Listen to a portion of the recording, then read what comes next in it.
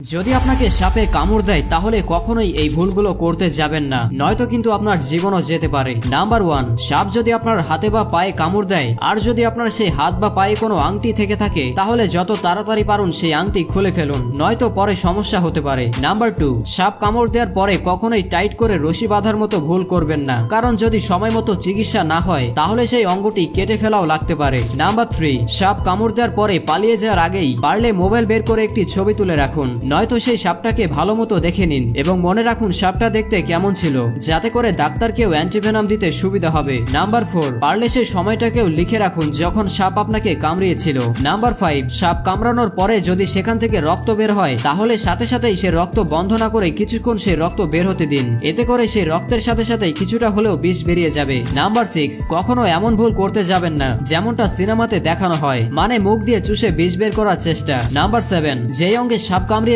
সেই অঙ্গটি বেশি নড়াচড়া করবেন না, নয়তো বিষ শরীরে দ্রুত ছড়িয়ে পড়তে থাকবে। নাম্বার 8, সাপ কামড়ালে কখনোই বেশি উত্তেজিত হবেন না বা ভয় পাবেন না, কারণ হতেও পারে সাপ শুধুমাত্র আপনাকে কামড়িয়েছে এবং সাপ আপনার শরীরে বিষ ঢালেওনি। নাম্বার 9, যেখানে সাপ কামড়িয়েছে সেখানে অযথা কোনো মলম বা ক্রিম লাগাতে যাবেন না। নাম্বার 10, সব থেকে গুরুত্বপূর্ণ ব্যাপার হচ্ছে সাপ কামড়ানোর পরে কখনোই সাপুরে বা কবিরাজের কাছে যাবেন না, সরাসরি হসপিটালে চলে যান। ভিডিওটি চাইলে আপনার পরিবারের সদস্যদের সাথে শেয়ার করতে পারেন এবং একটি লাইক দিতে পারেন। আজকে আমি মোস্টপ্লে অ্যাপ সম্পর্কে বলবো। মোস্টপ্লে হলো বাংলাদেশের সবচেয়ে মজার এবং বিশ্বস্ত ফ্যান্টাসি গেমিং অ্যাপ, যার ব্র্যান্ড অ্যাম্বাসেডর হলেন প্রখ্যাত অভিনেত্রী মধুমিতা সরকার। এখনই রেজিস্ট্রেশন করলেই পাবেন 150 টাকা ফ্রি বোনাস। তাছাড়া আমার প্রোমো কোড এফবি টাকা 150 ব্যবহার করলে পাবেন আরো 150 টাকা ফ্রি বোনাস। মোস্টপ্লে দিচ্ছে প্রথম ডিপোজিটে 150% বোনাস এবং দৈনিক 25% রিলোড বোনাস, সাথে থাকছে সাপ্তাহিক 10% ক্যাশব্যাক বোনাস এবং প্রতি রেফারে 1200 টাকা আনলিমিটেড। আপনার জন্মদিনকে আরো স্মরণীয় করতে মোস্টপ্লে দিচ্ছে 2000 টাকা জন্মদিন বোনাস।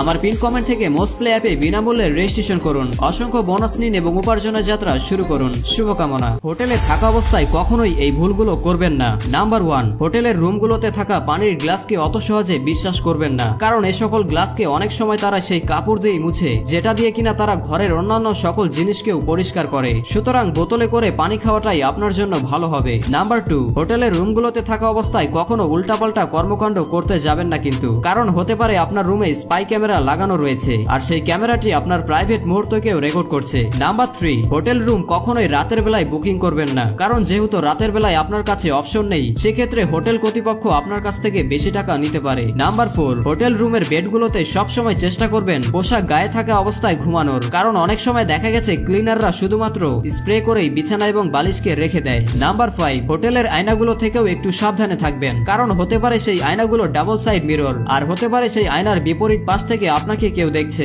নাম্বার 6, কখনো এটা ভাববেন না যে হোটেলের কল থেকে যে পানি বের হয় সেই পানিটা 100% শুদ্ধ এবং খাওয়ার যোগ্য, কারণ কোনো কোনো হোটেলের এই পানি খাওয়ার মতো অবস্থাতেও থাকে না। নাম্বার 7, অধিকাংশ হোটেলের বেডশিটকে তখনই কেবল পাল্টানো হয় বা পরিষ্কার করা হয় যখন কিনা কোনো দাগ সেই বেডশিটে দেখা যায়, কিন্তু আপনারা তো ভালো করেই জানেন এমন অনেক ময়লা দাগ রয়েছে যেগুলো আমাদের চোখেই পড়ে না। নাম্বার 8, অনেক হোটেলই রুমের সাথে সাথে ফ্রি ব্রেকফাস্টও অফার করে। আমাদের তো মনে হয় সেটা ফ্রি খাবার, কিন্তু আসলে এই খাবারের টাকা আগে থেকে রুম প্রাইসের সাথে যুক্ত করা থাকে।